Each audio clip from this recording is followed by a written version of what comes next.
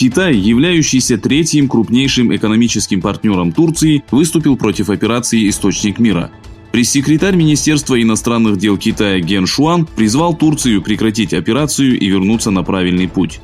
Что касается безопасности своей страны, то Си Цзиньпин заявил, что те, кто попытается разделить Китай, будут уничтожены. Глава информационного центра Восточного Туркестана выступил с заявлением по данному вопросу.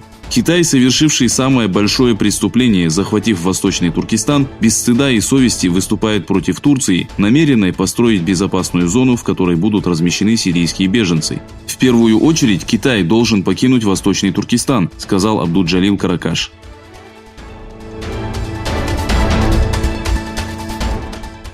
Китайская делегация во главе с заместителем главы Постоянного комитета Народного собрания провинции Гуандун Ксю Шаохуа посетила турецкий парламент.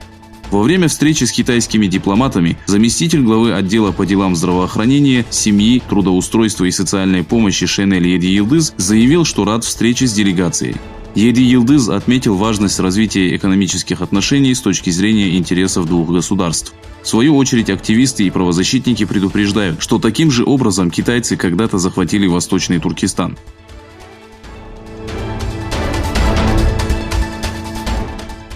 В заключительной сессии 7-го саммита Лиги глав тюркских государств, прошедшем в Баку, в котором приняли участие первый президент Казахстана и главы Турции, Киргизии, Узбекистана, а также премьер-министр Венгрии Виктор Орбан и помощник премьера-министра Туркмении Пурли Агамурадов, лидеры выразили свою поддержку турецким военным.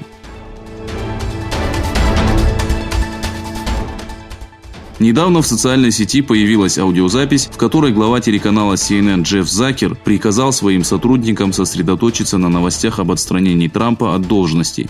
Вместе с тем, что дата аудиозаписи не установлена, известно, что Закер потребовал от работников прервать дружественные отношения с сенатором республиканцев Линдсей Грэхом.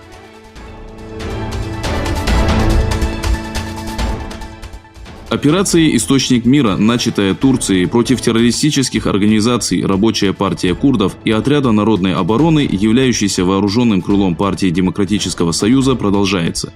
После начала операции поставки оружия в Турцию прекратили такие страны, как Германия, Франция, Норвегия, Финляндия, Нидерланды и Чехия.